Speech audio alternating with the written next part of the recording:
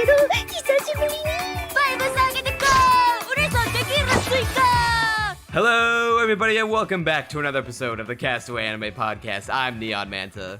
And I'm Crunchy Bagels. And today, we're suffering again, because we're watching Season 3 of Rent-A-Girlfriend. The train does not stop, and in fact, only gets faster, and kills all those who stand in its way. Well, you know, I'm sort of enjoying getting run over by the train repeatedly at this point. You get used to hell after a little while. Yeah, you know, once you start, you bask in the fires of hell for so long, it becomes the new normal. Hey, it's a little cozy if you get used to it. And if you want to bask in the fires of hell with us, viewer, then go ahead and like the video, head on down in the comments, let us know what you think of Rent-A-Girlfriend, and subscribe to the channel so you don't miss an episode of Castaway Anime. Now grab a drink, kick back, and listen up, because this may take a while. Yeah, so Season 3 of Rent-A-Girlfriend, the long-awaited sequel to the greatest sequel of all time, and it will surely have its own sequel that will contain even more peak with the scene. I can't wait for that to get animated. I simultaneously dread and I yearn for the day that it gets animated. Oh, it is, you know, it's a... I do understand what you're saying with the dread. It'll be a transcendent experience. Exactly. I feel like history, like my life will have a drastic change in course and direction before and after it. You know, they say history never truly began until Rent-A-Girlfriend began airing. And they say it'll end when Rent-A-Girlfriend ends as well. Because that will be the day when God finally puts us out of our misery. He strikes us down like we deserve for allowing this to come into the world. Yeah, Is Rent-A-Girlfriend proof of a god or a lack thereof? Who knows? All I can say is whatever god is up there, if there is one, is truly an cruel. evil being if he has let this onto the world. これ水原さんクラファンやばっどういうことっすかねえ師匠それめっちゃ泣けるっす水原さんやっぱりいい人っす泣いた記念に写真撮るっす Yeah, so we're back for the third time. It's Rent-A-Girlfriend. We last left off, we started the movie arc. We're making a movie, baby. We're going full Hollywood. And you know, this is a pretty unique arc in terms of the Rent-A-Girlfriend canon. And the reason why I say that is not necessarily because of, well, it's partially because of what happens inside it, but it's because of the community response to this arc in particular. The community really latches onto this as the peak, the pinnacle of Rent-A-Girlfriends, the last good part of the story before it turns to utter garbage. So they say. So has been parroted. So what does that say about the show when when the peak of this entire story is a 4 out of 10? Yeah, so I'm very much of the opinion that if we're using the sincere scoring system, setting aside my ironic, perhaps intricate thoughts about the show, let's just put it that way, regarding that whole shebang, or disregarding rather that whole shebang, it went from a 3 out of 10 to a 4 out of 10.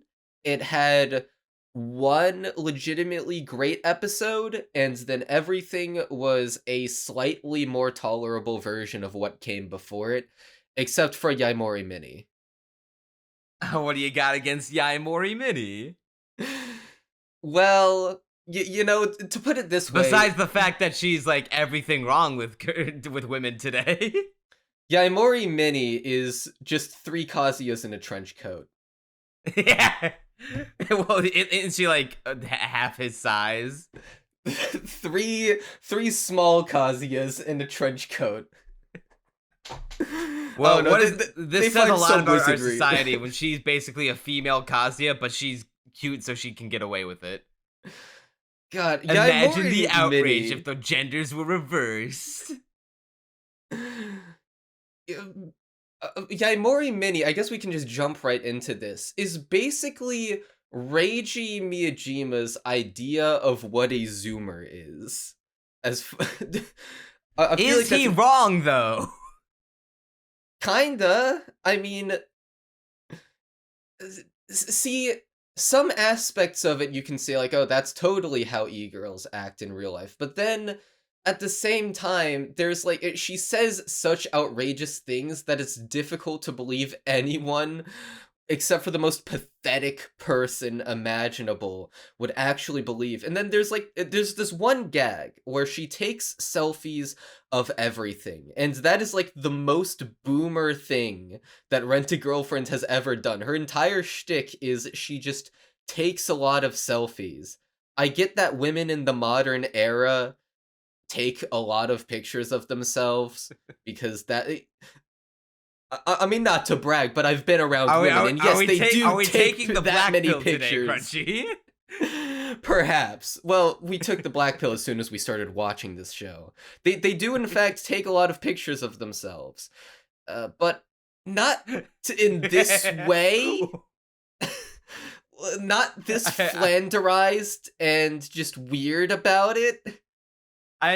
This is definitely taken to a exaggerated comical level where every time she like catches herself feeling any kind of like exuberant amount of emotion, she pulls out the selfie stick and then takes a selfie of herself.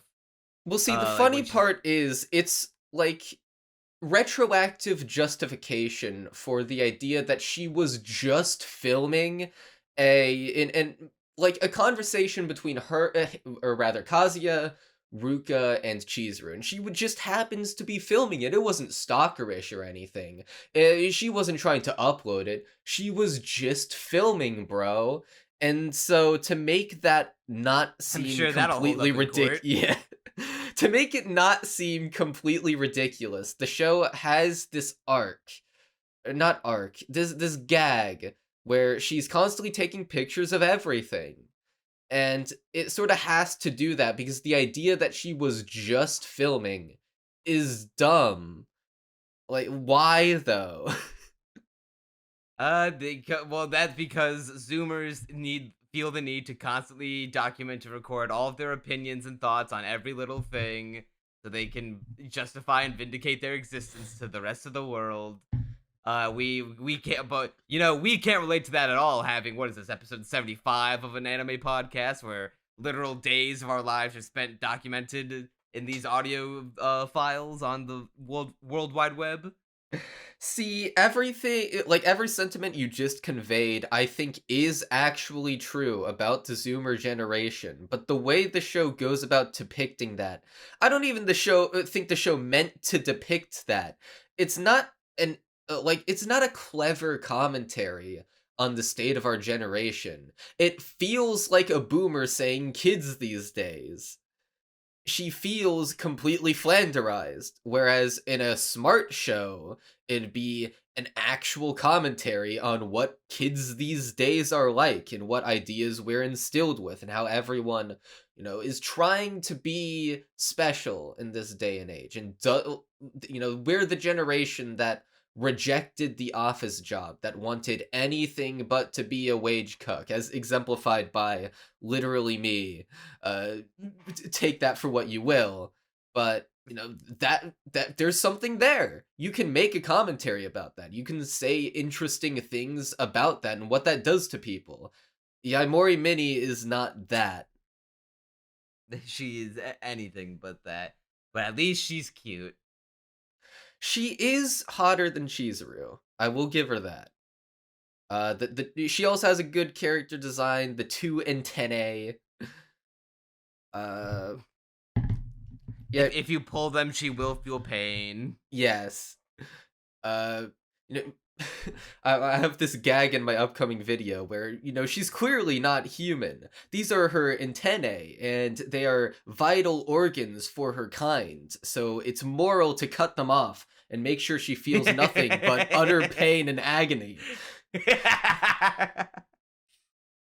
Yeah, I love her formal introduction, where she is she's I think a new neighbor. They don't really explain if she's always been there. She has to be new. Well, no, Kazuya saw the moving truck like a week. It's sort of just thrown in there, but he saw a moving truck like a week ago, and he was like, "Oh yeah, I did see that," and just didn't think to see what the neighbor was up to. And then now she's I like complaining to about imagine noise. that she was just always there filming stuff in the background. That would be funny. You never knew it, Kazuya, but I was always there. But see, that wouldn't make sense unless she was a... Well, granted, nothing in this show makes sense, but... So maybe exactly. it wouldn't Therefore, be breaking our... Yeah, it wouldn't really break our suspension of disbelief more than it already has been. But it would not be good writing, let's say that. Yeah, how'd you like her formal introduction where she drags Kazuya into her apartment dressed as a catgirl cop, looking all cock drunk? So, Yaemori has what I have dubbed rape mode, where the only thing in her mind is sex. Any concept Bullshit outside off, of that... any concept outside of that, physics, science, history, reality, consent, they all go by the wayside as she just enters this trance. And it happens multiple times throughout the show. The first time we see it, and why I call it rape mode, is because she drags Kazuya into his apartment, or into her apartment rather, and like starts making schmoves, starts pinning him down, and Kazuya's like, no, trying to get away, and she just continues. What a likable introduction to a character. And then all throughout the series, she's she only kind of feels up Chizuru once. She's going through all her stuff, explicitly says she wants to see her underwear, tells her to get naked at one point to give Kazuya a booty call. She's constantly trying to get Kazuya and Chizuru to fuck. Yeah, she's like another stereotype of the Zoomer, very hypersexual. And it almost, to draw I'm not sure how apt this comparison is, but it almost feels like like some of the scenarios she gets into almost feel like something out of Eromanga Sensei, just to a lesser degree. Obviously not quite that trashy. Nah, but Reiji wishes he was as trashy as the Eromanga Sensei author. If only he too could be completely cut off by his sister. I mean, didn't he get in some hot water recently because he's treating Chizuru as like his actual girlfriend? Yes. He has been definitely in some hot water, to say the least, but that's more so something with his wife and whatever marriage he has. Married. He is married. I think he has a kid too. Oh, that's dangerous. And he writes Rent-a-Girlfriend. Okay, if the guy who made Rent-a-Girlfriend fucks, I feel like I've got a chance. Anyone has a chance if the author of this show. He get a wife and a kid. Okay, I feel a lot better about my place in the world now. Yeah, say what you will about Rent-a-Girlfriends, but the fact that this guy is married is enough to cheer anyone up. The fact that this story can be popular, it means that truly anything can be popular if you market it right. Whatever idea you have, as long as you put enough cute girls in it, it'll get big somewhere. No matter how terrible and hack of a writer you are. Then explain to me how Big Mouth has like 7 seasons. That defies comprehension, explanation, any scientific understanding.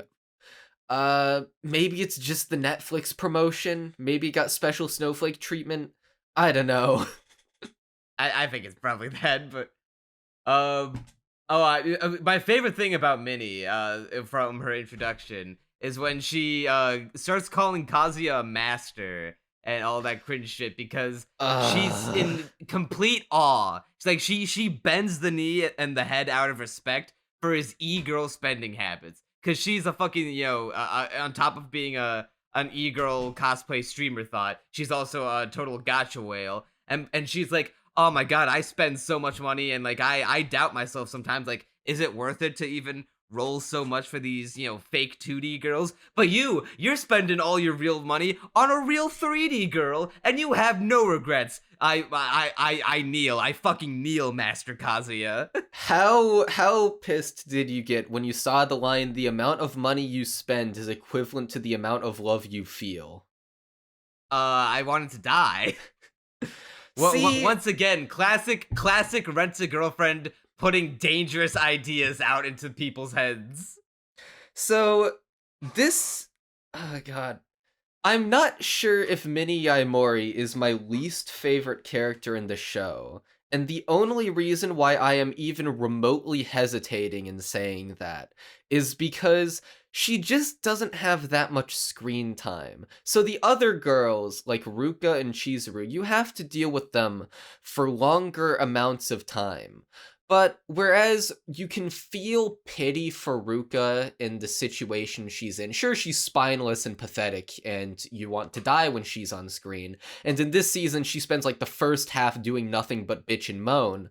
But, you know, you still feel bad for the situation she's in. Chizuru, you know, she has a goal that she's working hard towards. She is spent, you know, she has her grandma that she has this whole grieving process for. Kazuya, at least he begins to have redeeming qualities, kind of. Although I'd still say he's easily worse than Yaemori Mini, so it's more like she's the worst female character in the show.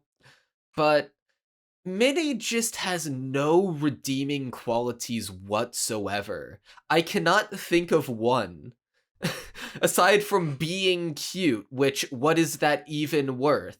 Yeah, it's Rent-A-Girlfriend. They're all cute. And so, to me, if she spends enough time on screen, unless they come up with something for her, she will inevitably be the worst character, or I guess the worst female character in the show, given enough time to just continually make you want to off yourself. So here's a fun question to speculate. How long until she also falls in love with Kazuya? See, that's the one that's actually the one good thing about her character so far, is that she is not in love with Kazuya. Yet. Yet. That's a good distinction to make. It took Sumi a season, and then some. Well, I guess she was absent for most of the first season, rather. But no, it took Sumi a while to fall in love with Kazuya. So, I give it halfway through season 4. Maybe she'll forever I'm stay his wingman, but that's high hopes for this show, man. I feel like you could have easily just like made Mini to be Kazuya's sister.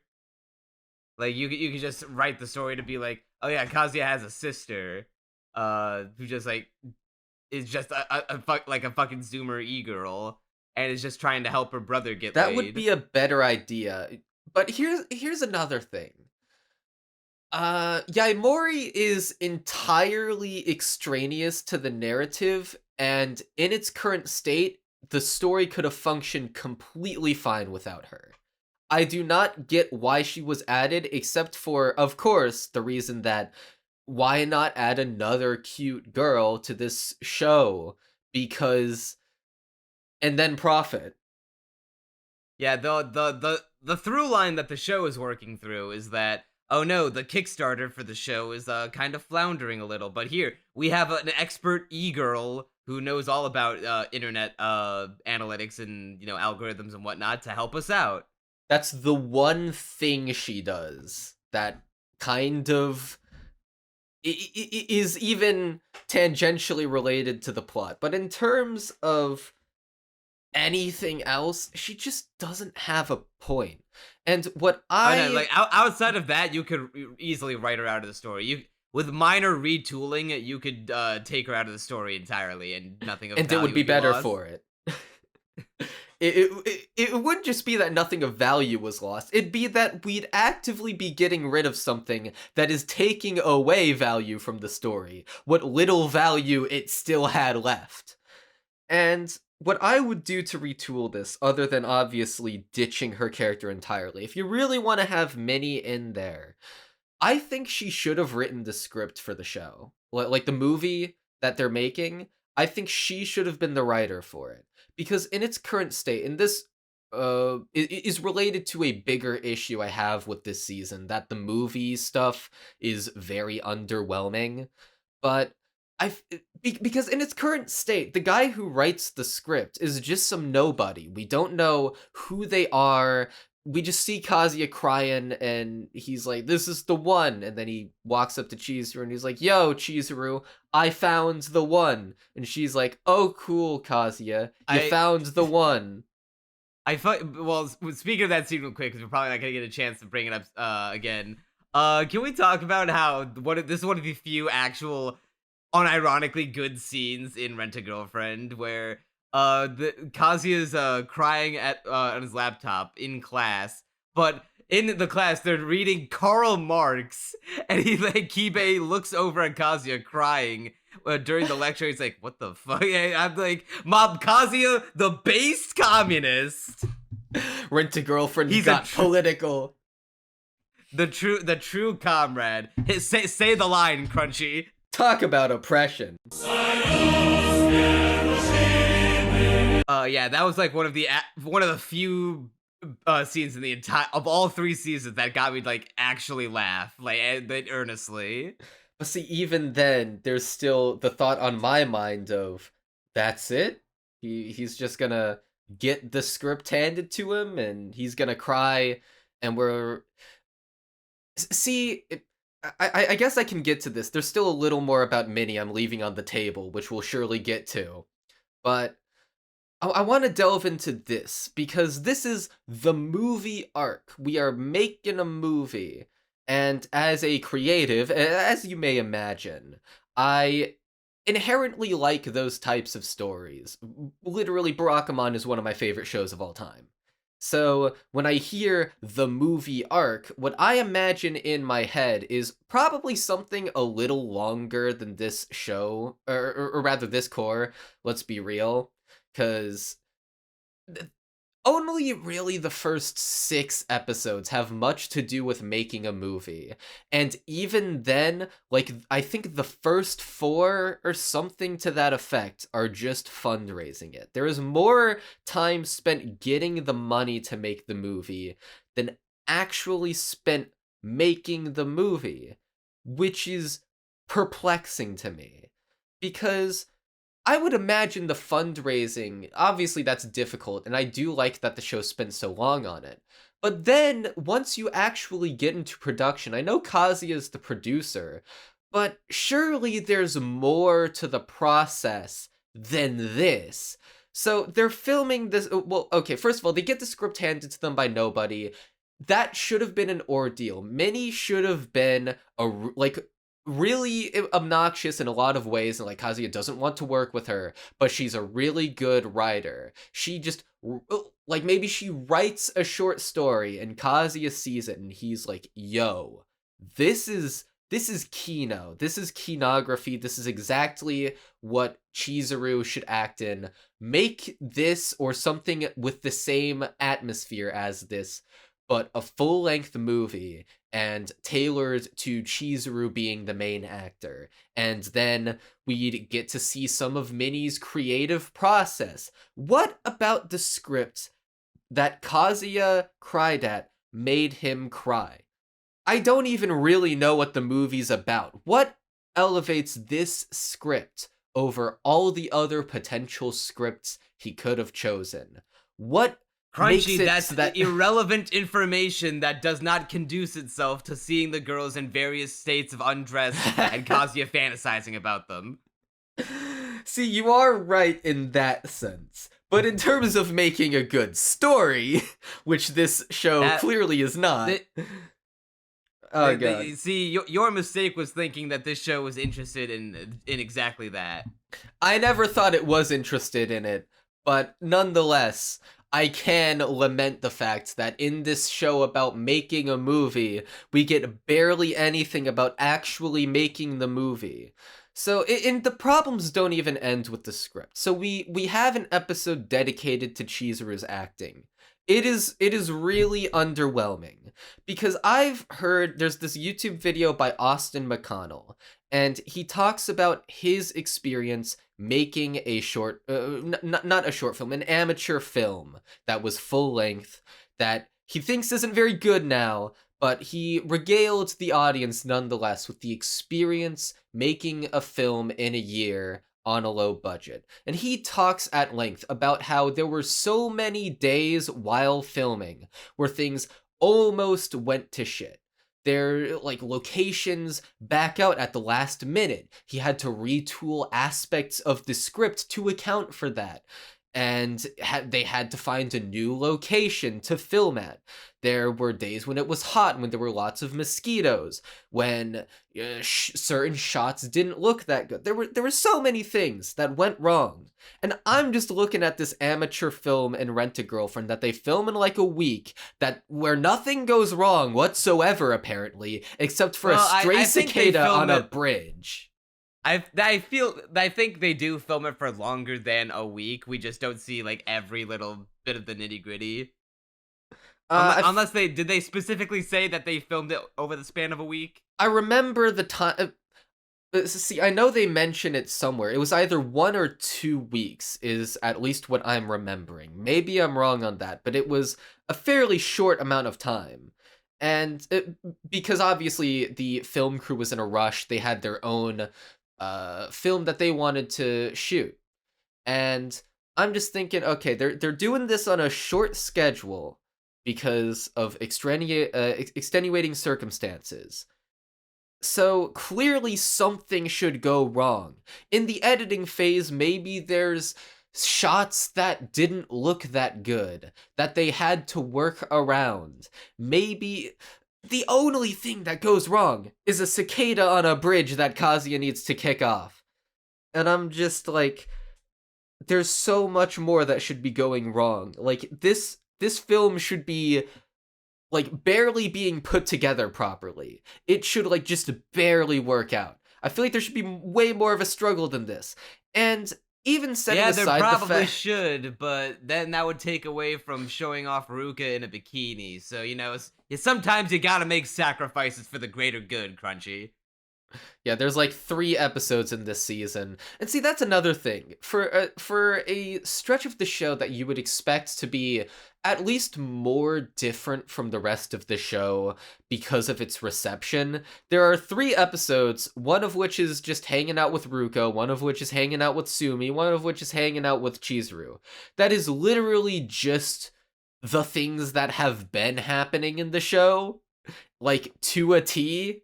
Just normal date scenes, and it's trashy as usual. Nothing special about it except for some arc with Chizuru grieving for her grandmother, which is relatively well done except for all the times where it's acting like normal Rent-A-Girlfriend. So most of the show, basically. Yeah, wasn't it really cool how Kazuya had this whole plan set out to, I know exactly what you're about to talk about, and it made me so mad. He set out to make Chizuru feel better because he thinks he can kind of tell that even though she's putting on a brave face, she's holding in all her emotions of grieving for her grandma and to an extent her grandfather as well, because now she's all alone in the world. She has no more living family, at least that's in her life. I think her dad is still alive, but he just ran out on her, so she's essentially all alone. And so she's trying to just accept it, come to terms with it, move on, and pretend like it's no big deal, dude, but in fact it is a big deal, dude. And so Kazuya, in the nicest thing he's done in the show so far, to set up this entire date with Chizuru to try and cheer her up by doing all the things that she likes to do, and that he thoughtfully thought of ahead of time, hey, let's go to this really nice crab restaurant, let's go see a movie with a director I think you'd like. I need to interject real quickly to mention that this is the only time in the show where Kazuya working extra to raise money for a date with Chizuru has been a good thing that I liked. That I was thinking it's all framed under the pretense of a rental girlfriend date, and not just a, hey, can I take you out sometime, that. Well, see, that's it's stupid, but I'm used to that at this point.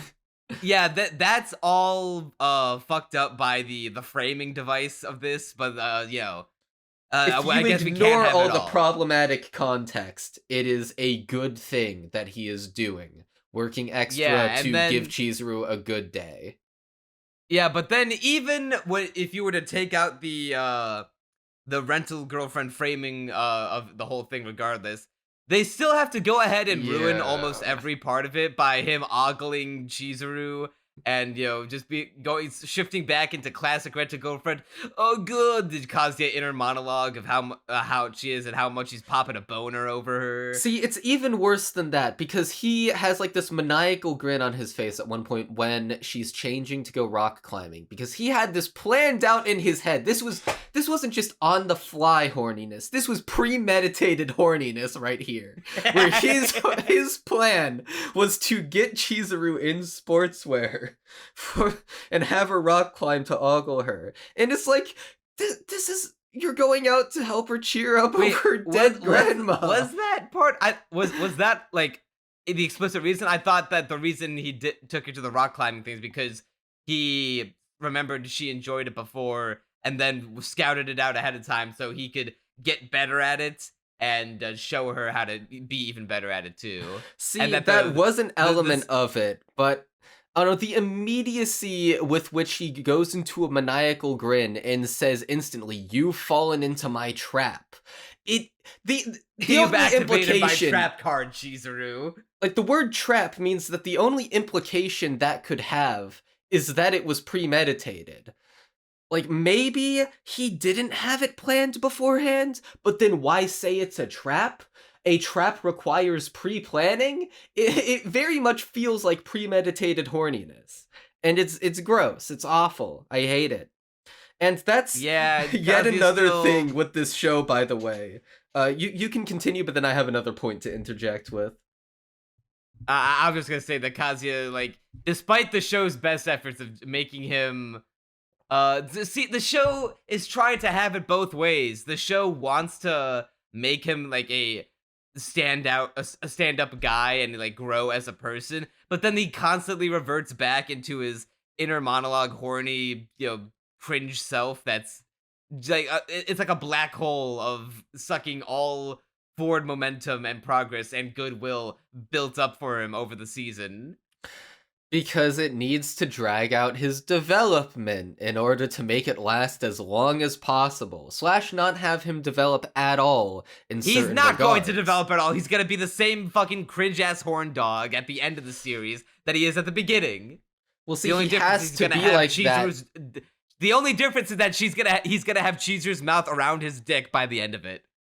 I think he's going to develop very minorly in very specific ways in order to give the illusion that he is actually a good person.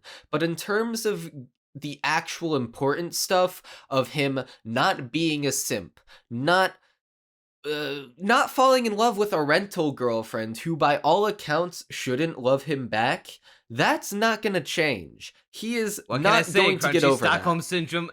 That's the thesis statement of the show, Crunchy. Stockholm Syndrome works, and it is effective. Guys, this is how you find the girl of your dreams. Just never take no for an answer. Oh my lord. But what I was going to say earlier is that Kazuya's inability to act remotely normal around women gets so infuriating. I know we've been saying this, but it gets taken to, I swear it gets taken to new heights in this show where they're him and Sumi are playing the match finger game. And he's like coming over just the touch of their fingers playing a fucking children's game. And I'm just like there's one part where granted this is normal anime behavior, but it's especially bad in this show where he has to lick an ice cream cone after Ruka has licked it. He's like, "Oh, it's an indirect kiss," and I'm like, "Bitch, I've literally drank entire things after women in my life, and I did not get 1 ounce of panic, anxiety, or lust over it. It's ice cream. Just eat the ice cream. It's not that hard." Yes, I too have drank the piss out of a women's toilet before. I can't say I've done that specifically, but I fucking hang on. While we're on this, I have a based Kazuya's manager black pilled quote that while we're on the topic of this that I need to bring up. We guys exist solely to cheer girls up. That in most shows, I don't even think that line would annoy me. But because you can say, oh, because he's it's just coming being from this super show. romantic and whatever. But yeah, because it's Rent-A-Girlfriend, I'm just like, no, don't degrade yourself like that. Have a spine. Because in this show, it has different implications. Yeah, like when he's trying to give Chizuru stretches. Oh, I can feel the bump of her bra through her shirt. Yeah, who cares? That's nothing. How are you this? How are you like this? He's down Why horrendous, Crunchy. He's down too horrendous. He's tunneled too far down. Quit digging yourself to China. Remember the motto: virgin's gonna virgin. He should stop virgining and start burgeoning into a better person. To be fair, he's had multiple opportunities to turn in the V card. He's saving himself for the one that he loves. I still can't get over how this entire show is stupid predicated. Because Ruka was like straight up offering like multiple times throughout the whole series. It's still so it's impossible to overlook the fact that there's this developing relationship with someone who is essentially an OnlyFans chick, give or take, and he has two women in his life who would absolutely date him, who he just doesn't pursue because he's too busy going after an OnlyFans girl.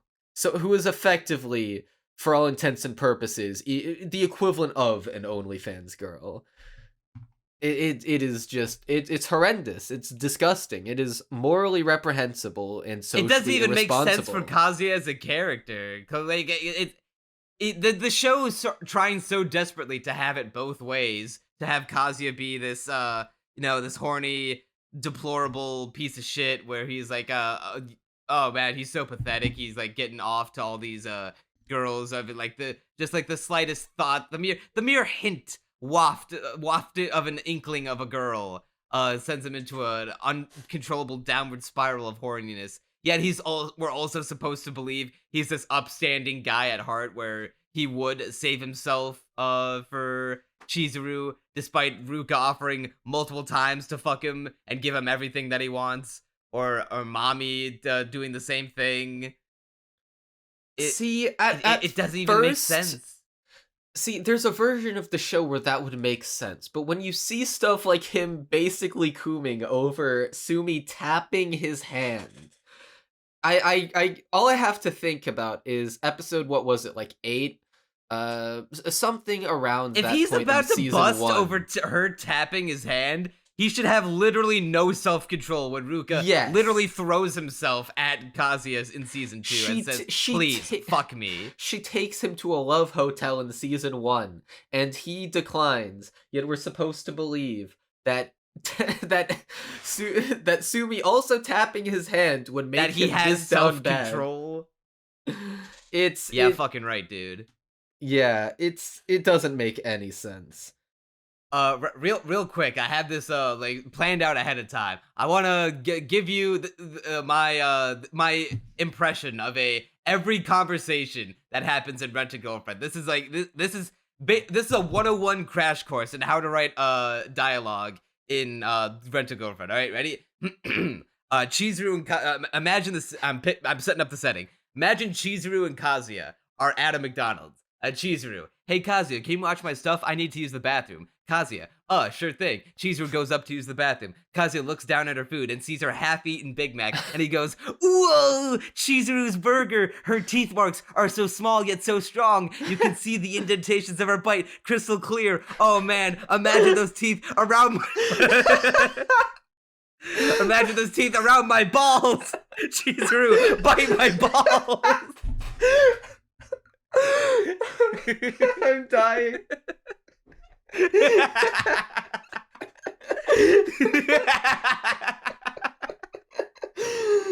Oh my lord. That's not even inaccurate. There's so many monologues where it's like those same types of adjectives. It's literally It's all of them. That same caliber of adjectives and descriptions about such menial things. Like, he looks at the nape of her neck when her hair parts. It's like, oh, it's almost like a curtain has parted to reveal something that shouldn't be seen. And I'm like, it's the back of someone's neck. Like, okay, like, I can kind of get, I'll play the slightest devil's advocate. I can kind of get it, because, like, you know, when you, like, really like someone, like, something that before would be like, oh, you know, it's commonplace to see it all the time. When you get, like, really, you know, the physical distance between your clothes, it gets a little more special, or, you know, something like that. But for him to, like, constantly be going off like this, and it's not just her that he does this with. If it were just Chizuru, then, like, maybe it would be slightly more understandable, but it's literally every girl. Yeah, and see, that's the thing. I can imagine a context where in a better show, a character having that exact same monologue about her, like, the nape of her neck, would be like, oh, exactly what you described. This idea that with the closing of distance, everything becomes more attractive, and you just want to, you know, hug them with your entire being and be with them forever. And it would be a very romantic thing. But because it's so persistent with Kazuya, and because it's so horny and down horrendous in most aspects, like almost every monologue is just completely rage-inducing. It's like, it all just feels creepy. And like you want every woman in the world to stay, to just keep a 10-foot perimeter around Kazuya. Where it's like that one meme of all the stick figures, and there's one walking around and he parts the crowd. I imagine that's what women do with Kazuya. It's shit like this that makes me, like, demand an apology from people who shit talk Dress Up Darling online. Because, like, if Gojo were like Kazuya around Kitagawa, then the show would be infuriating and insufferable, like they claim that it is.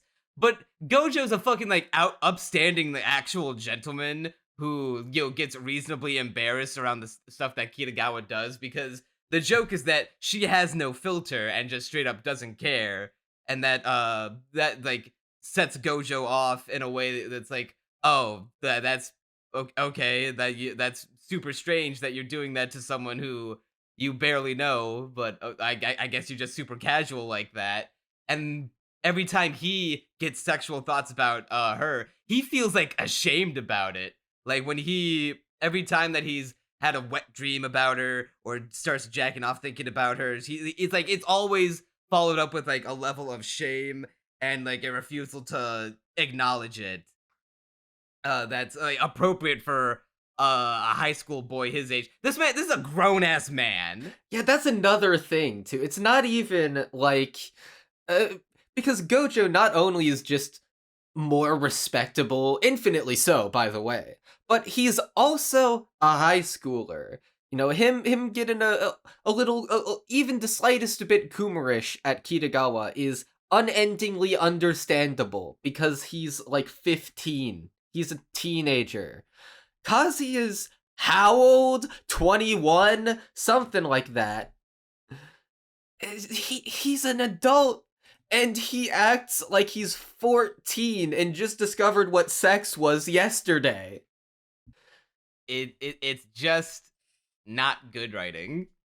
Yeah, so I want to quickly circle back, because there's one line. Okay, there's one part in episode, I have it in my notes, episode 27 of the show as a whole. So that's, like, what episode of season 3? That'd be episode 3 of season 3, I'm pretty sure.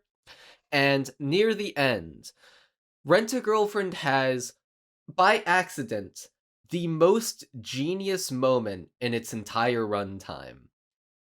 Like, it's so close to greatness, and it doesn't even know it's that close. So at the end, Yaemori is in Chizuru's room, and she, she's talking to Chizuru, and she wants him, or rather, he wants her and Kazuya to get together. And she has this whole monologue, right? Because she's talking to Chizuru, and Chizuru's like, there's no way he's in love with me, which, by the way, how is it not obvious? How do you not know already? Sure, you can argue that maybe she's just being flustered. Maybe she just doesn't want to admit that he's in love with her because of embarrassment and shyness. Sure, but it's really obnoxious when it's so obvious for her to deny it.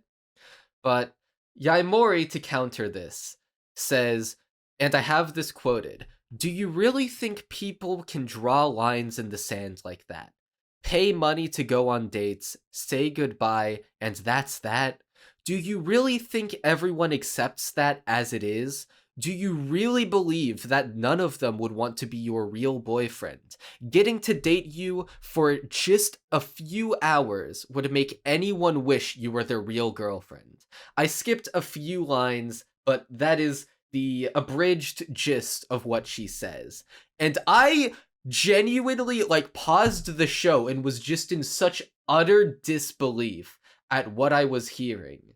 Because the Opposites Day version of this show that's actually good would have this exact monologue beat for beat. The issue is context. What is the stuff surrounding this actually genius monologue? Because in a good show, this would be Mini saying, look at what you're doing to Kazuya. This isn't healthy, right? He's renting you, but he isn't able to separate his true feelings from that. He's fallen in love with you, even though it's a doomed and unhealthy relationship. In a good show, this would have a bit of tragicness to it. This would be Yaemori pleading for Chizuru to understand what she's doing to this boy, and understanding that, Kazuya's kinda pathetic, and he doesn't know how to not fall in love with any girl who's even remotely nice to him. And it would be the peak of an intricate piece of commentary about parasocial relationships and the nature of the rent-a-girlfriend industry. But instead, Yaemori is like, this all is true. So date Kazuya! Just do it, bro! It's good for you! And it's infuriating, and Chizuru, of course, denies that he's in love with her again. It's very, very cringe. Remember, guys, it is okay to get invested in e-girls and to commodify human interaction. Don't make sure you donate $1,000 to your favorite Twitch e-thot, and maybe she'll say your name if you're lucky, and you can bust all night to that. It's exactly that, and it's gross. It is deplorable. I cannot stress enough how terrible this show's messaging is, which is why I have an aside about it in my video. It's the worst. It sucks. Another thing that sucks is for the first 5 episodes of this season, just about, perplexingly, and really the season as a whole, but particularly those episodes, the visuals of this show go from, in season 1, they were the bare minimum good, where they didn't move a whole lot, but the art was solid at all times. Season 2, it was just barely palatable, where the art was fine in nearly every shot once again, but they moved much less. In this season, the art is, especially in those first 5 episodes, like I said, completely off and off model and just looks ugly. Yeah. So there's, I have some of these screenshotted. The date where Chizuru goes out with, what the fuck was his name, but the silver-haired dude. What'd you say? Umi. I did not quite catch that again. Not gonna lie. Umi. Okay, there we go. So, yeah, the date with Umi. He is, off model in every shot, and even there's this one frame, I'm gonna actually send it to you, where he makes this expression, and I'm sure you'll put this on Editron if my Wi-Fi on my computer will actually work. I don't think it will actually, but I'll send it to you later. I know which one you're talking about. Where I genuinely cannot understand what expression was attempting to be conveyed in the shot. His mouth is pushed slightly too far to the side, so it's just off model enough to look weird, and then I don't even know what expression was attempting to be made. It doesn't look like Rent-A-Girlfriend out here is inventing new emotions, yet it can't even write a proper character arc. How is that even possible? It's his mouth is like, it reminds me of smug Kurumi, or just like, you know, your typical smug anime face, but he has like this look in his eyes of like wistfulness. It's hard to pin down exactly what he's feeling. Yeah, and then his eyebrows are upturned, and it just looks weird. It looks very, very off. And, you know, I'm all for unique expressions, but this ain't it, Chief. This most assuredly is not it. It does strangely get better as the season goes on, but you can still feel the lack of time spent making this show throughout. Maybe in like the characters that matter, but definitely not in the NPCs. Oh, the NPCs are always off in this season. Like even in the better looking episodes. Even in like those establishing shots where we want to show a crowd of people inhabiting a busy place. Like they're not only are they not animated, they can't even be bothered to draw them well. As seen in the image on screen right now with our favorite background NPC, Mr. White Guy with Briefcase. See, this show constantly flashes back as an effort to save time and resources, and you can instantly tell every time they're flashing back to season 1, because it'll actually look good. And then... Yeah, the characters have more detail on them in season 1. They also strangely have thicker outlines, on average. That's what I noticed, where I feel like the outlines... Granted, I have to do, like, a bunch of... I'd have to do direct comparisons, but whenever it flashed back to scenes in season 1, I felt like the outlines were thicker and the characters looked more lively. I do agree. I feel like they did go with, like, a softer... outline in season 2 onward. Yeah, and it just looks worse. It looks more sanitized and lacking any life whatsoever. There's so many shots. Here's something that I don't think enough people talk about in anime: backgrounds. The backgrounds in this season are consistently atrocious. They look stock and awful. And, like, there's this one shot I have saved to my computer that I'm looking at right now. I might send it to you after the fact, but where it's like, the characters look okay. Ruka's slightly off model. She's looking down at Kazuya and Yaemori sitting on the ground next to a box. But the background is, like, not terrible looking, but the white fuzz that this show often has is way too powerful, and the way the characters are placed within it is so off, where it's like the shot isn't even framed properly, the characters aren't aligned in an appealing way along it. Here, I have to show it to you. So my computer Wi-Fi is working right now, so I'm gonna send it to you. Real quick, let me just find it on my computer. See if your dying with its dying breath can send out. Oh, and here's another one. So here, I'll send you 2 of them, because there's another one that stood out to me as being especially bad. Oh, and they were like right next to each other on my computer.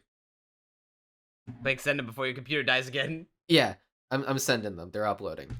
Okay, these are the 2 that I'm talking about. So the first one is what I was describing, where they just look it's like a cloud.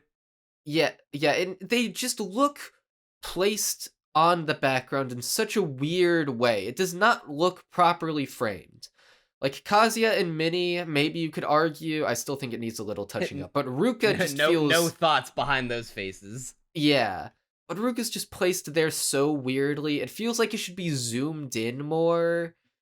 It's such a weird shot. And then the second one is just horrendous in every way, where the background just looks almost stock. There's like no style to it. It doesn't look properly drawn. It just looks like they took a pre-existing asset and threw it on there.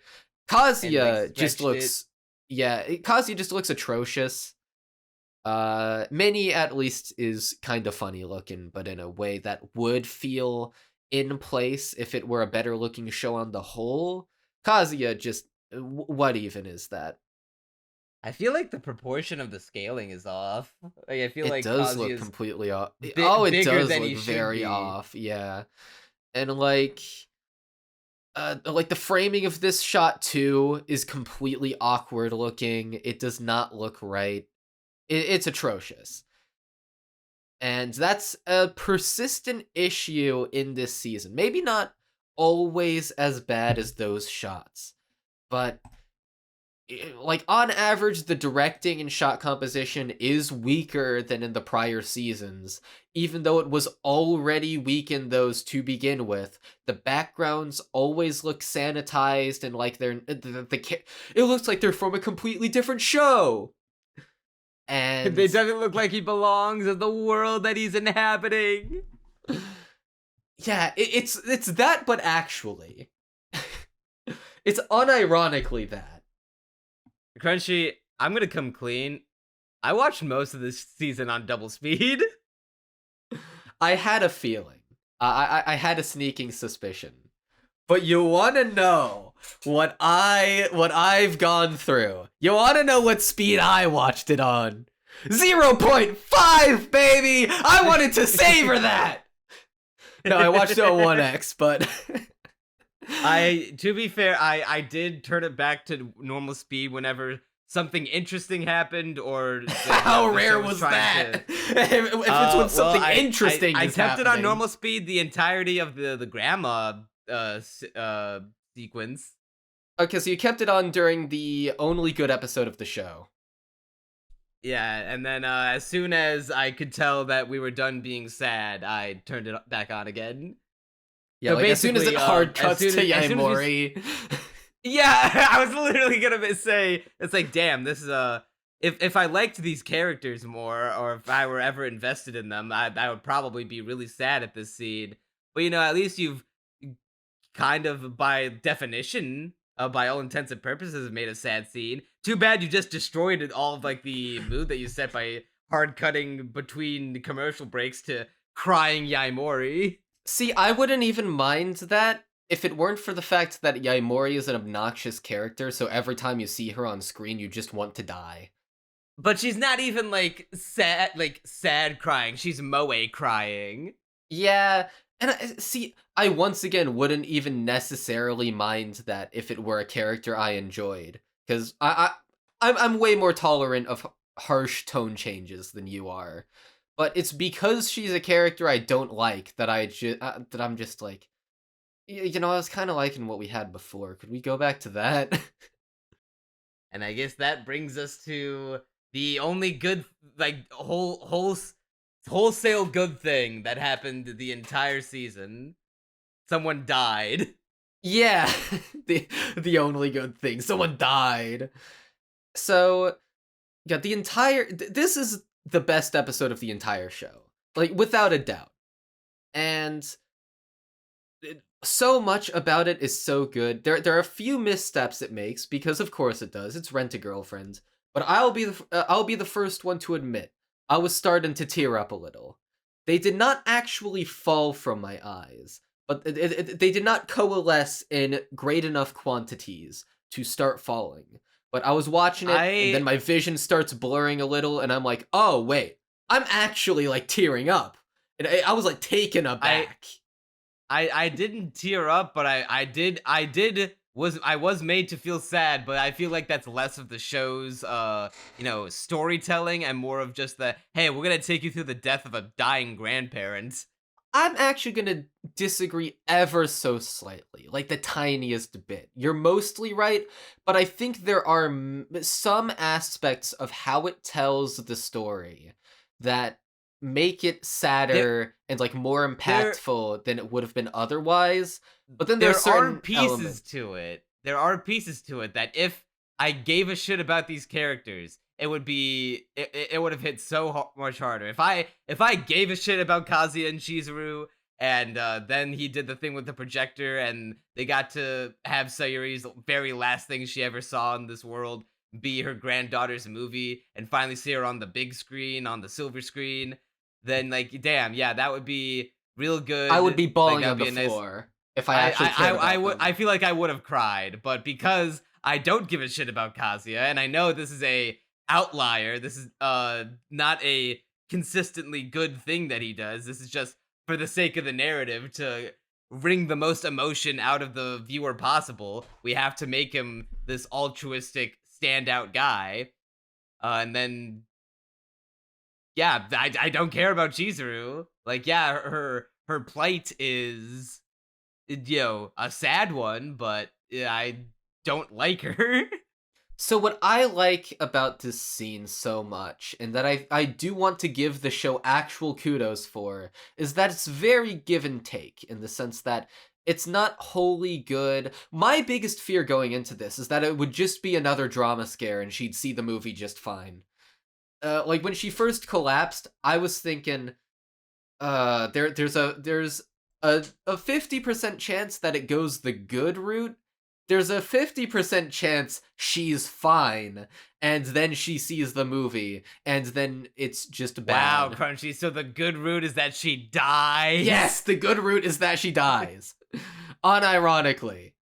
I was sincerely hoping for that, because that would be the most interesting place to take it. Where there's this idea throughout the narrative, or this season specifically, this idea of making your dreams come true, and how sometimes life can just mess with you.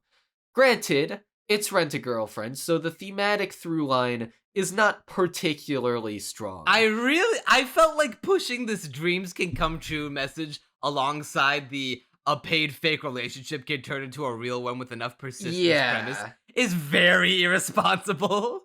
Extremely irresponsible, but we've gone well into that. Although something that, and this is a bit of a nitpick, but I found the conversation between Sayuri and Chizuru's grandpa, where he's like, do you not believe dreams can come true? And she's like, oh, well, sure, I believe dreams can come true, but it's just not realistic.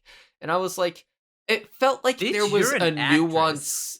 I felt like there was a nuance missing from that conversation, where You're a famous no, actress. Like, fucking shut the fuck up. well, sure, there's that, but there's also this idea that, like, you're adults. You're like, how old? 50, 60?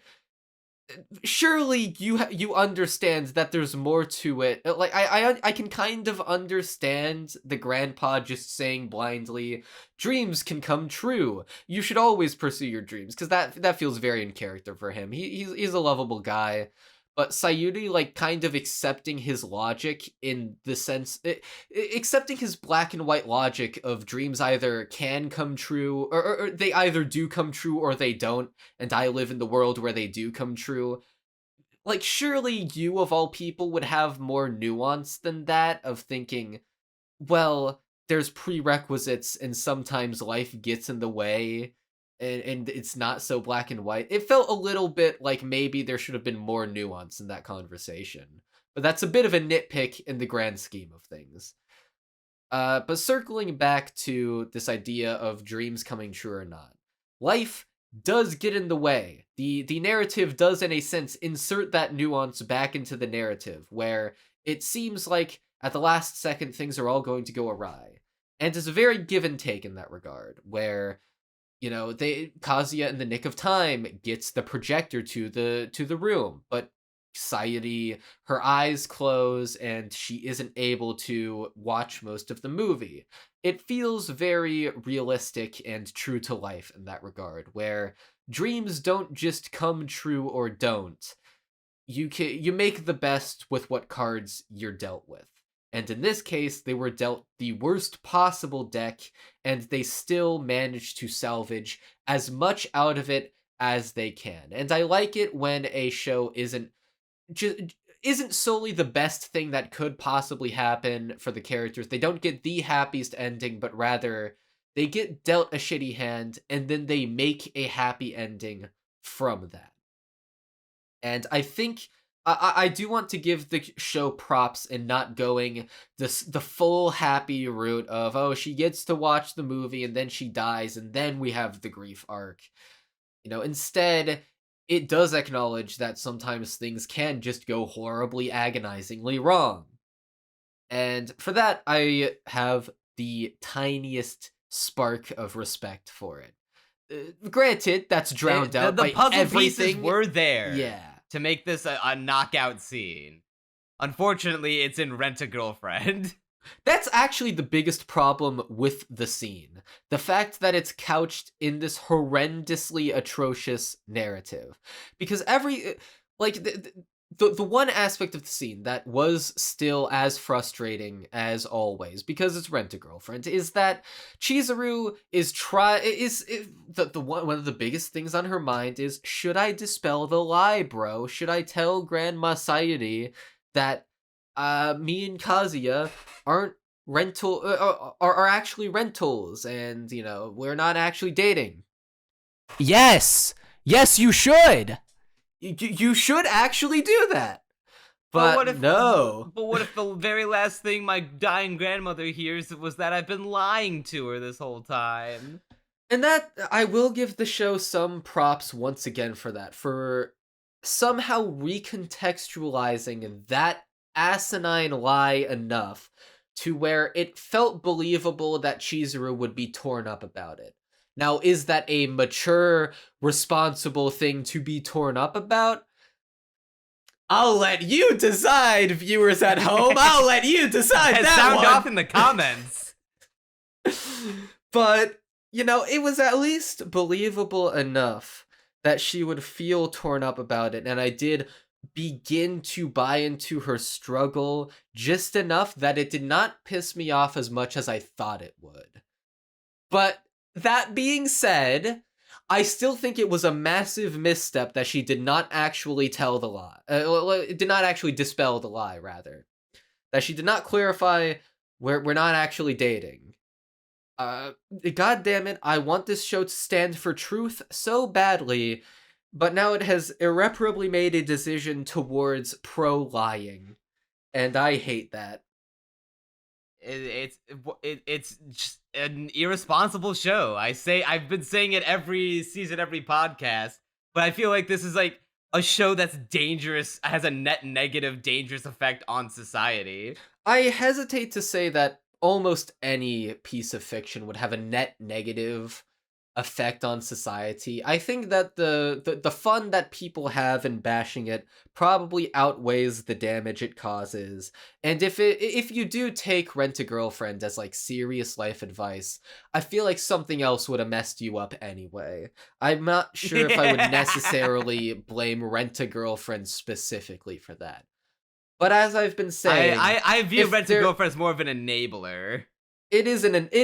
I absolutely agree with that. I'm completely on your side with that one. It is very much enabling bad behavior and not pushing back against it, where I'm not sure if you'll agree with this one, but like on the surface, I don't, in the version of this show that's actually good, I do not mind if people relate to Kazuya. Sure, that sucks for them, but in the good version of this show, you can take this as very directed life advice towards you specifically, to be like, hey, don't simp, don't be a cuck. Instead, be not those.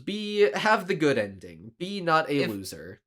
Yeah, if the show was about Kazuya starting at his lowest point of being a fucking simp cuck loser and then working his way up throughout his young adult life to be a more respectable, outstanding person, then yeah, I wouldn't have a problem with people relating to Kazuya at first. I won't pretend like I'm much better. There are points at the like in my life that I've been like, yeah, I kind of feel like I've been a Kazuya at times. But it's the fact that he never improves. And every time he does, make the illusion of progress, he just reverts back to the same horn dog monologue. Yeah, I don't want to harp on the point too much because we said it a bunch of times, but he just reverts. There's no like forward, irreversible, unmistakable amount of progress. It's faux progress. It's the illusion of progress. I also just want to give one massive fuck you for Kazuya when Yaemori says, "Oh, I know how it feels," or like I have some idea of how Chizuru feels because I've lost a pet before. And Kazuya, the absolute cunt, says, "What, you're comparing?" Well, he doesn't say it, but he monologues it in his head. What, you're comparing losing a pet to losing your grandma to losing an actual family member? And I just have to say, fuck you. As someone who has lost both a family member and a pet, they are actually fairly comparable feelings depending on how close you are to that pet. Just one giant middle finger to him in that moment.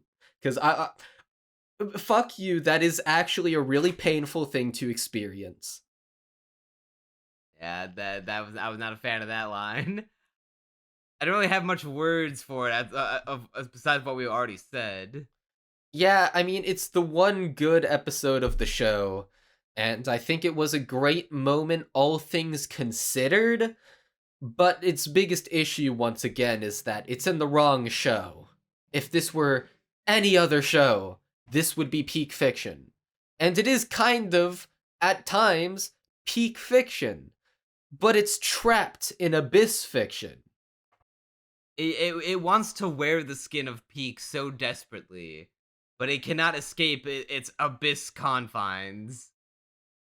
Screw SpongeBob there's skin theory. This is peak skin theory. Yeah.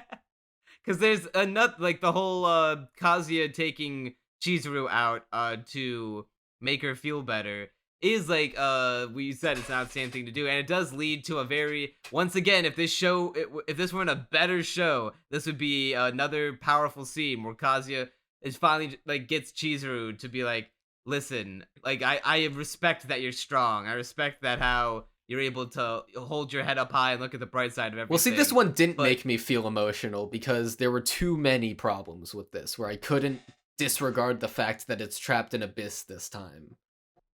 Where it's where Kazuya breaks it down like, hey, like, once again brings out the ideal girlfriend line, and then explicitly, should make it clear that it is Chizuru that he's talking about, but I guess she's it's Rent a Girlfriend. They're all too dense to. How do they keep this going on for another 100-something chapters after this?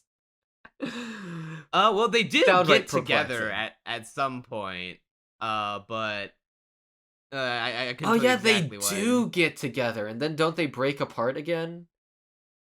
Do they? I thought they were. I'm not sure.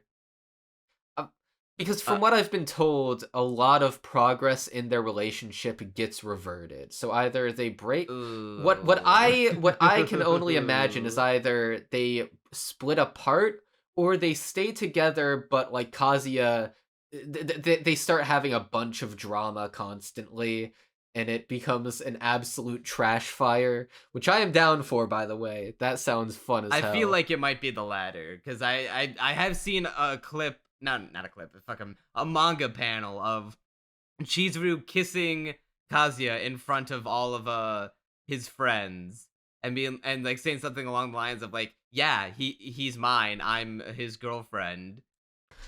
Yeah, so the scene in question where Kazuya's trying to cheer up Chizuru. First of all, there's obviously the whole thing that they shouldn't be getting together. That's bad. But second of all, Kazuya won't just hug her.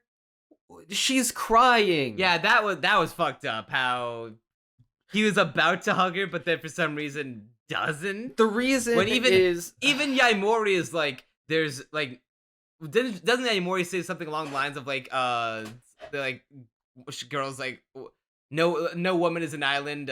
Sometimes girls just would like a hug. Yeah, I know Yaemori says at some point that he should hug her. And it's just like, I hug my friends. I hug my female friends. It doesn't need to be a romantic thing. Just it doesn't matter if she's a woman. Just hug her, man. It's not that hard. She's crying. Just do it. But he won't even do that, and it's so frustrating. Also, can we talk about the fact that Mami hasn't been in this season at all?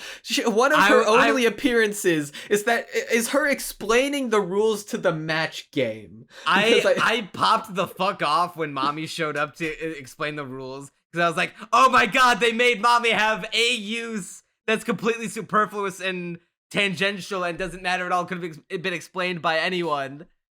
So there are that's the worst part about this whole season. Mami was written the fuck out. I think she appears a total, correct me if I'm wrong, but 3 times in this entire show, and one of them was to explain the match game. I think it's 4, but of the times where it actually her physical person shows up, only 2 times. Once at the very beginning of the show where she's looking at Kazuya in the classroom, says nothing. Second, where she is brought up by Chizuru as a potential rebound girl for Kazuya to get back with. Well, that's just being brought up. She doesn't say or do anything. A flashback visualization of her, but that sounds right. That's crumbs. That's literal crumbs. Does that even count? Is the question. It doesn't count as much as explaining the match game. Mami. Yeah. That's one of her 2 only speaking lines in the whole season. And then at the end, Kibe sees her, and she's with Kazuya's grandma. I guess that's something. I guess we're setting up the premise for season 4. So much of this show has been Mami, quote unquote, scheming. She do be scheming though. She's been scheming since halfway through season 2. Bro, she's building up her Joker plan, and this is how she wins. She's gonna unleash her Shadow Wizard money gang manipulation from behind the scenes. She was the one behind the slaughter, and she will be the one who has the last laugh, and I look forward to it so I can see more of the best Rent-A-Girlfriend character. See, unless it's revealed that Mami's been doing stuff, actively making moves behind she was the one scenes. who pushed Sayuri over. She killed her grandma. That would be amazing. But unless it's revealed that she's been actively pulling strings, I do not believe that she did nothing for that amount of time. That is nonsensical. Chizuru. I killed Mufasa. But because first of all, it's Kazuya. It does not take an elaborate plan to mess him up, right?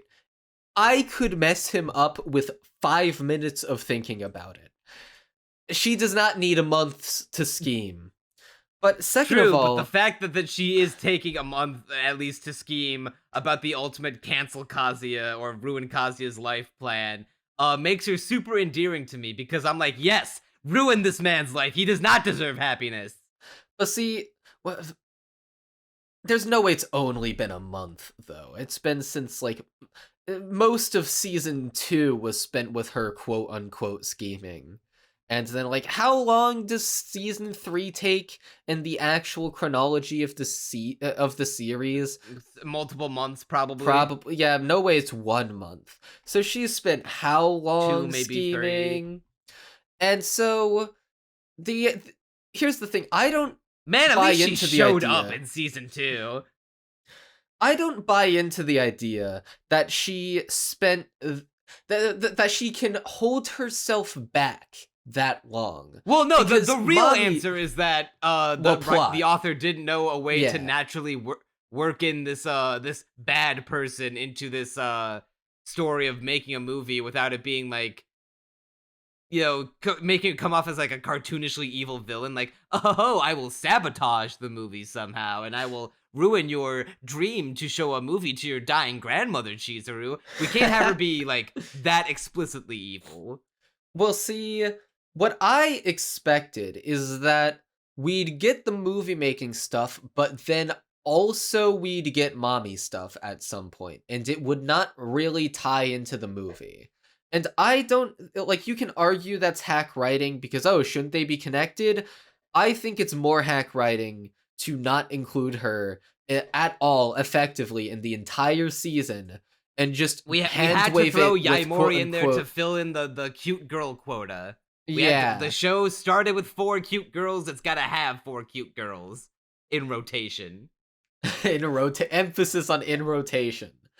I feel like this arc should have been doubly long, unironically. We should have had more emphasis on making the movie and its reception, and then put in a part where Mami is actually doing things, and actually doing more than just quote-unquote scheming, and have tons of emotional moments and drama derive from that. But instead, we get we wouldn't see Ruka getting sunscreen applied to her legs, so, you pick and choose your battles. No, we can find a better context for that in the doubly long version of this season. We can make it actually good this time. Maybe Kazuya feels up her ass at some point while applying the sunscreen. I don't know. Get wild with it. True, this show should just get wild with it. And with that, Ruka should have taken his virginity right then and there at the water park True. in front of everyone. Well, she should have taken it ages ago, if we're going by what would logically make sense. Yeah, she does assert her dominance over the other femoids by showing up and using Kazuya's name without honorifics. Yeah. Oh god. See, Ruka spends the first half of the season... explicitly says that she in no uncertain terms, would like to shower with Kazuya on a hot day together. Also, yes, she does say that. But, like, this season has Ruka saying... basically doing nothing but bitch for the first half of it. Then she gets a date, then she's placated for the rest of the season.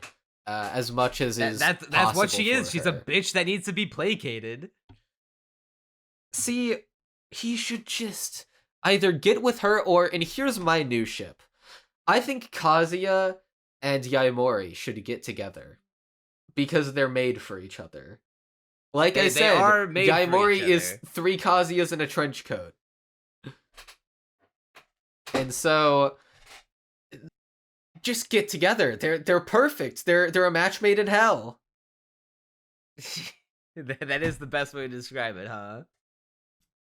Hey, if nothing else, at least they deserve each other.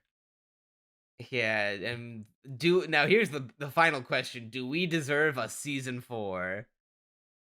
I am going to say yes. And here's why I say yes. Because I'm thinking of this in the sense of deserving. Would it be good for the landscape of anime for Rent-a-Girlfriend to continue airing? Obviously not. We deserve, we should have better anime than this. But at the same time, and I'm not even speaking from the perspective of wanting trash entertainment, I am speaking from the perspective of acknowledging that this is, in a sense, our fault. Maybe not us two specifically, but as a community, we all share the collective burden of the fact that we made this popular. That all it truly takes to make a show popular is to have cute girls and pretend to progress for however many chapters it continues for however many episodes it continues for. We did this. This is our fault. And by God, should we suffer the consequences. We are currently reaping what we have sowed. In summer 2020, We said that this show would actually be good, that it was better than expected, that it was more than its harem tag would let you would make you privy to. It was so much more than just a standard harem. And where did that lead us? To 3 seasons and probably 4 and far more of Rent-a-Girlfriend. And we should suffer the consequences. I think that Rent-a-Girlfriend should be a specter we never outlive. That we should live with this for however long Reiji Miyajima is capable of stretching out this haphazardly constructed garbage rom-com for. Reiji Miyajima should continue writing this, and it should continue getting seasons until he dies. Yeah, I could be fine if we never see another episode of this again. I am not fine. I need to continue lapping this up. I got the feeling as soon as I turned on the double speed and realized that I could follow along the show perfectly without missing a beat, that it just reconfirms that A, the pacing of the show is dog shit, and B, I'm just kinda over it. Like, I can only... Yeah, I'm like, yup, it's the same old Rent-a-Girlfriend. Like, I need a new level of trashiness. And It's see, not like there Aramanga is- Sensei, which dove deeper into the bowels of into the different circles of hell with every episode. And I won't pretend like there isn't a little bit of rag burnout for me, where during the stretch near the end of the season, where there's just constant dates and it's the same old, there is a little bit of, yeah, I've seen this before like a dozen times. I could do without this in my life. But there's Like, how many more times do I have to see sense. Kazuya have horny inner dialogue every time he brushes by the whiff of a woman, and how many times that when he's seen with a girl on the streets, the background characters all have to be like, "Whoa, damn, you see that hottie? I wish she was my girlfriend." God, Wow, she's here with this him. one point during the date with Sumi where they're at a couple's spot, and all the guys with girlfriends are staring at Sumi, and I exclaimed out loud, "This isn't real life. This does not happen in the real world, where every single guy with a girlfriend looks Every at this single one NPC. girl. They're not Every people, single they're NPC. NPCs, yes. Yeah, every single NPC in this show is just the living embodiment of the guy turning around at another passing girl and the girlfriend's looking at him with disgust meme. The entire world, every bystander, is just a self-insert for Reiji Miyajima. Am I wrong? I think I deadass wrote a note about that. I'd be like, at what point is this just becoming like a self-insert? Yeah, it's bad, and yeah, like I said, there is a little bit of burnout, but there's also a part of me that's like, if it burns me out so hard, though, that could loop back in on itself to become an even more morbid fascination of how many times can we show the same scene. Because I have not ever put it onto double speed. In the entirety of me watching this show, I have kept it on 1x speed. Because... You are stronger man than I could not take it anymore. Because... It's a level of investment that even surpasses the individual moments of the show. This level of perplexity, astonishment, so many adjectives, so much investment in what this show will become. It is just so much greater than the sum of its parts. And I don't mean greater in the sense of it being legitimately good. I mean greater in the sense that it is something to be feared. That we should fear the fact that we made this popular. In the sense of watching the show is like putting a cheese grater up to your face and then exactly. rubbing it up and down. Basically. Do you have any final miscellaneous thoughts? I don't. I feel like we got to all the major stuff. Overall, I'd still give it a 6 out of 10 because that's just what Rent-a-Girlfriend is to me. this absolute trash fire that I'm just strangely invested in. Even when it gets genuinely better, it's just Rent-a-Girlfriend at the end of the day. And so I always have to go with 6 out of 10. I said earlier that because that they're at least attempted to do genuinely strong emotional beats, I bumped it up to a 4 instead of a 3. I have half a mind to keep it down at a 3 for the audacity to reuse all of the shit formulaic bullshit that it keeps doing every single season, and I know it's never gonna stop. Well, see, I feel like episode 33 should just by default make it a 4, at least for me. Yeah, I'll be charitable and keep it at a 4. If Granted, it is a low 4. Yeah, if we're talking about sincere enjoyment. I would rewatch the Bleach movie like 10 more times and watch this shit again. Yeah. Oh, overall, although I would rather watch this over the Bleach movie, just because, once again, I mean I have it as fuck, I'm stuttering, as a 6, because I'm just so invested in it in such a weird way. It's my soulmate in hell. Rent-a-Girlfriend will be the last thing I see before I die. You'll be on your deathbed, and then I'll come in with the projector and I'll put on season 10 of Rent-a-Girlfriend. Just to torture me in my last moments.